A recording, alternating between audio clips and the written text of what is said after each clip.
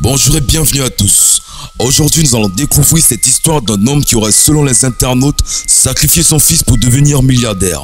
Père de 4 enfants dont 3 filles, parmi lesquelles DJ Cuppy, l'une des rares filles DJ au Nigeria qui font sensation ces derniers temps, Femi Otedola fait partie des hommes les plus riches du continent. Cependant, selon les internautes, l'homme d'affaires nigérian aurait utilisé son dernier enfant pour se faire tout cet argent. Ces accusations ont été portées sur Otedola juste après que DJ Cuppy a célébré le 2 juin 2020 l'anniversaire de son petit frère autiste en postant une photo d'eux ensemble suivie d'un message touchant. Joyeux anniversaire Fewa Otedola. Mon frère a aujourd'hui 20 ans. Il est autiste et il n'y a absolument aucune honte. Il est mon cadeau de Dieu. Je t'aime tellement, a-t-elle déclaré. En guise de réponse au post de Cuppy, plusieurs internautes ont réagi de la manière la plus insensible qui soit. Selon eux, si l'enfant est dans cet état, c'est probablement parce que son père a échangé sa santé contre de l'argent. Une accusation pas sans fondement puisque Fewa Otedola aura été signalé autiste juste après que son père soit devenu milliardaire.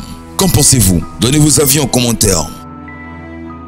La deuxième histoire est celle d'une femme pour devenir riche sacrifie son enfant. Une femme raconte: j'ai été témoin d'un fait qui m'a vraiment marqué. Cela s'est passé il y a près de 10 ans à Abidjan. Le sort a peut-être voulu que ce jour-là, je sois témoin des faits. Parce qu'avant, si cette histoire m'avait été racontée par quelqu'un, je n'y aurais pas cru. Il y a quelques années, en effet, j'étais une cliente fidèle d'un grand salon de coiffure à Angré. L'établissement recevait généralement de grandes dames. Tous les week-ends, c'était plein et il fallait souvent des heures d'attente avant d'être reçu. Des fois, il fallait même réserver. Cela s'expliquait simplement par le fait que le service était satisfaisant. L'avantage pour moi est que je n'habitais pas loin du salon. Cela m'arrangeait. Des clientes traversaient la ville d'Abidjan rien que pour venir se faire belle dans ce salon. Elles conduisaient de grosses cylindrées pour la plupart ou bien elles se faisaient déposer par leur chauffeur. Elles avaient les moyens comme on le dit et cela se voyait. Avec la propriétaire du salon, je me suis lié d'amitié. Il y a longtemps que je fréquentais son salon, donc on se connaissait. Quand je venais, c'était souvent elle, d'ailleurs, qui me proposait de nouveaux modèles de coiffure selon les tendances du moment.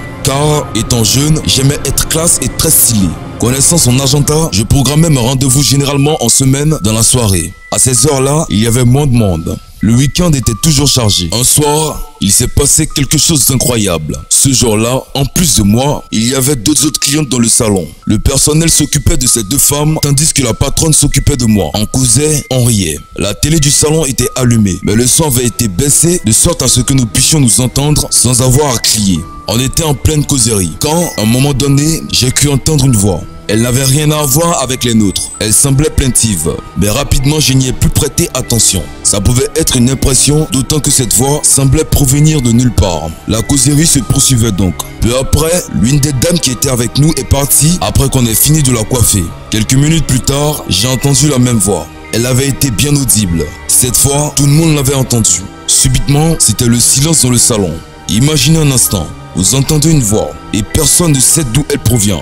Le plus intriguant, c'est que c'était clairement la voix fuette d'un enfant. Et il n'y avait pas de gosse avec nous. Saisis d'inquiétude, nous sommes restés silencieuses. Et c'est là qu'on a entendu de nouveau « J'ai soif !» Nos regards se sont croisés. Puis on s'est toutes tournées vers l'endroit d'où proviennent ces mots. Mais il n'y avait personne là. La place était vide. Seulement, on a découvert une clé de voiture posée sur le siège. Cette clé était liée à une amulette, à l'aide d'une ficelle.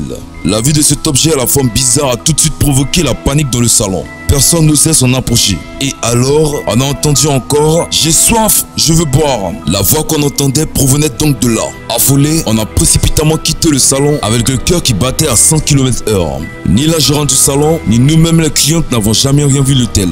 Sans perdre une minute, la patronne a appelé le prêtre de sa paroisse pour lui expliquer cette mystérieuse affaire. Quand il est arrivé, quelques minutes après, accompagné d'un collègue, elle lui a montré l'objet. Puis, nous avons attendu dehors. Les prêtres sont entrés dans le salon, ils ont pris l'objet et nous ont rassurés. Ils nous ont dit de ne pas nous inquiéter. C'est l'un des prêtres qui a expliqué plus tard à mon ami qu'il s'agissait d'un fétiche. La voix qu'on avait entendue provenait bien de là. Selon le religieux, la propriétaire de l'objet avait fait un sacrifice humain pour s'attirer la fortune. Elle avait donné son propre enfant en sacrifice. En conséquence, le fétiche avait pris l'âme de l'enfant. Pour maintenir sa richesse à flot, la dame devait souvent faire des sacrifices de sang d'animaux chaque fois que le fétiche le lui demandait. D'où les paroles « J'ai soif » que nous avions entendues l'autre jour. Quand mon ami m'a expliqué cela, j'ai eu froid dans le dos. J'avais du mal à imaginer comment, après 9 mois de grossesse, une femme peut sacrifier son enfant pour de l'argent, sachant qu'un jour ou l'autre, elle devra en payer le prix. On n'a jamais su si cette femme a fait exprès de laisser sa clé là ou si elle l'avait vraiment oublié. Toujours est-il que depuis lors, personne n'est venu demander cette clé.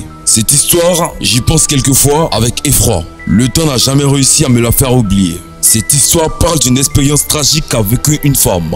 Vraiment triste pour un enfant qui n'aura pas pu profiter longtemps de la vie. Voyez-vous jusqu'où l'amour de l'argent peut amener une femme, mesdames? Certainement que cette femme a négligé le danger du désir de vivre à tout prix dans la richesse comme plusieurs femmes.